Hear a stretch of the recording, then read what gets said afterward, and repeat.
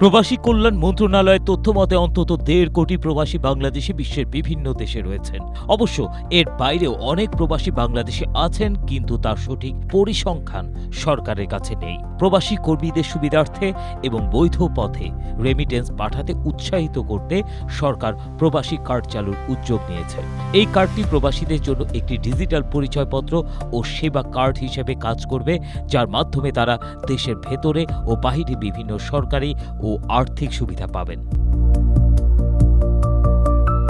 বৈধভাবে বিদেশে যাওয়ার জন্য ক্ষমতাচ্যুত আওয়ামী লীগ সরকারের আমলেই চালু হয়েছিল bureau of manpower employment and training card বা BMET কার্ড।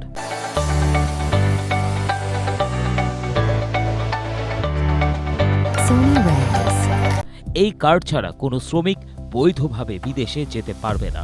এই কার্ডধারী শ্রমিকের সব তথ্য সরকারি তথ্য ভাণ্ডারে জমা থাকে, ফলে কোনো বিপদ সম্মুখীন হলে তাকে সহজেই চিহ্নিত করা যায় এবং তাৎক্ষণিক সরকারি প্রয়োজনীয় সহায়তা প্রদান করা হয়। বিবিসি বাংলার প্রতিবেদন থেকে জানা যায়, BMET কার্ডের সাথে নতুন ব্যাংকিং বা আর্থিক বিষয়টিও যুক্ত করা হবে এই প্রবাস কার্ডে।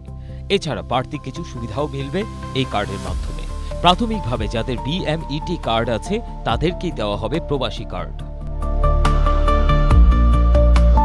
প্রতিবেদন থেকে আরও জানা যায়, প্রবাসী কল্যাণ ও বৈদেশিক কর্মসংস্থান প্রতিমন্ত্রী মোহাম্মদ নুরুল হক জানিয়েছেন, এই প্রবাসী কার্ডে যে ব্যাংকিং সিস্টেম যুক্ত থাকবে তাতে ডুয়েল কারেন্সি কার্ডের সিস্টেম ব্যবহার করা যাবে।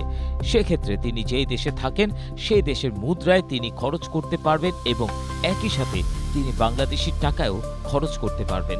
চাইলেই এই কার্ড দিয়ে অনলাইনে পেমেন্টের মাধ্যমে দেশে যে কোনো কিছু যে কাউকেই কিনে দিতে পারবেন।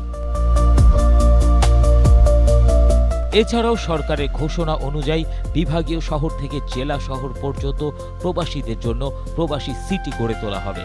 এক্ষেত্রে যাদের কাছে এই প্রবাসী কার্ড থাকবে তারা প্রবাসী সিটিতে আবাসন বা প্লট ক্রয়ের ক্ষেত্রে বিশেষ সুবিধা পাবেন বলেও জানান প্রতিমন্ত্রী।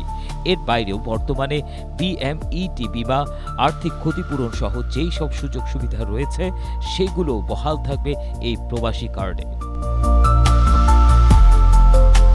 তবে এই কার্ড নিয়ে প্রবাসীদের মধ্যে কিছু ধোঁয়াশাও রয়েছে। তার প্রথমটি হলো, অনেক প্রবাসী বাংলাদেশি বিশ্বের বিভিন্ন দেশে পড়াশোনা করতে গিয়ে পরে আবার কর্মসংস্থানে জড়িয়ে পড়েছেন। তাদের বেশিরভাগেরই নেই এই BMET কার্ড। এছাড়াও প্রবাসীদের কাছে একটা বড় প্রশ্ন হলো, এই কার্ড আসলে তাদেরকে কতখানি সুরক্ষা দেবে। বিশেষজ্ঞরা বলছেন, আগে যে BMET কার্ড দেয়া হয়েছিল সেটি আসলে কোনো কাজে আসেনি, যে কারণে নতুন করে প্রবাসী কার্ড চালু করার আগে সেটি কতখানি কার্যকর করা যাবে সেটি নিয়ে ভাবার পরামর্শ দিচ্ছেন তারা। ABM Asaduzzaman, Asia post.